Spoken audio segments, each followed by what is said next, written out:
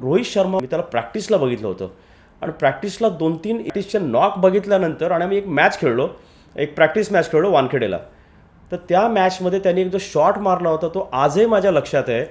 त्यांनी तो एक शॉर्ट आर्म असं जॅब जसं म्हणतो आपण, जो तो काउस कॉर्नरला तो पूल मारतो ना, फ्रंट फुटला पूल मारतो, तसा त्यांनी तो शॉट मारला होता. टाटा एंडच्या वरून बाहेर गेला होता बॉल.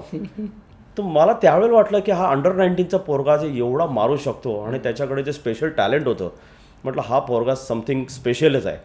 पण त्या टुर्नामेंटला त्याचा परफॉर्मन्स काही झाला नव्हता. मला वाटतं 9 मॅचमध्ये त्याचे काहीतरी 85 रन्स काहीतरी झाले होते, त्याच्यात एक 65 रन्स होते सेमीफायनलला. हे सगळं बघितल्यानंतर त्यावेळचे जे चेअरमन होते प्रवीण आंबरे, नॅशनल ज्युनियर कमिटीचे चेअरमन होते. बरोबर. आणि तेव्हा त्यांनी, आम्ही जिंकलो पण होतो, आम्ही चॅम्पियन झालो होतो विनू मनकर ट्रॉफी 1 डे. तर तेव्हा त्यांनी विचारलं होतं की कोण वाटतंय या टीममधनं, कोण वाटतंय की इंडियाच्या फ्युचरसाठी तुला कोण वाटतंय. तर मी म्हटलं प्लेयर तर आहेत, जिंकले तर ऑब्व्हियसली ते 3-4 प्लेयर तर होणारच, पण मला एक प्लेअरबद्दल त्याला करायचं होतं की यार त्याचा परफॉर्मन्स झालेला नाही आहे, पण हा प्लेअर आहे की हा सर्वात वरती जाईल आणि something very very special talent. तर तो आहे रोहित शर्मा.